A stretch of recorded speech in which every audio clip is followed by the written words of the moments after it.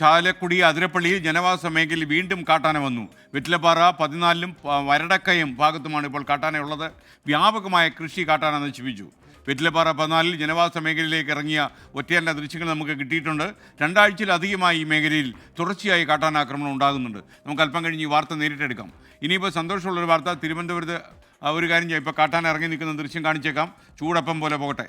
അപ്പോൾ നമ്മൾ ഈ കാട്ടാനയെ തേടി നമ്മുടെ പ്രതിനിധി വാർത്താ സംഘം സൂര്യ സജിയുടെ നേതൃത്വത്തിൽ അവിടെ എത്തിയിരുന്നു. അപ്പോൾ ഇപ്പോൾ ഈസി ആയിട്ട് ലൈസൻസുള്ള സാധനം പോലെ ആന ഇറങ്ങി നടക്കുന്നത്. സൂര്യ സജി, ഈ കാട്ടാനയുടെ വിവരങ്ങൾ പറയൂ. അല്ലാത്ത അപകടമാണല്ലോ അവിടെ അതുവഴി പോയാൽ.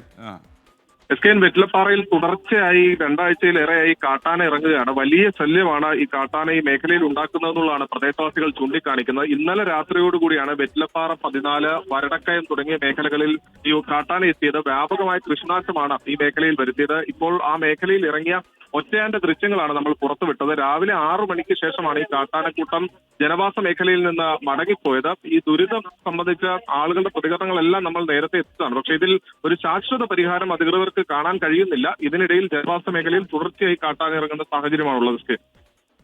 ഓക്കെ, എന്തായാലും അവിടെ അതിരപ്പള്ളി, വാഴച്ചാൽ, ഈ ചാലക്കുടി പുഴയിലേക്ക് ഒഴുകിയിരുന്ന ഈ പറയുന്ന സ്ഥലത്തൊക്കെ തന്നെ പ്രശ്നങ്ങളാണ്. വെറ്റിലപ്പാറയിലും ഒക്കെ തന്നെ കാട്ടാനയുടെ ആക്രമണം രൂക്ഷമാകുന്നു എന്ന കാര്യം അറിഞ്ഞപ്പോൾ സൂര്യ സജിയുടെ നേതൃത്വത്തിലുള്ള ഒരു വാർത്താ സംഘം അവിടെ പോയിരുന്നു. രാത്രി കാട്ടാനയൊക്കെ കണ്ടിരുന്നു.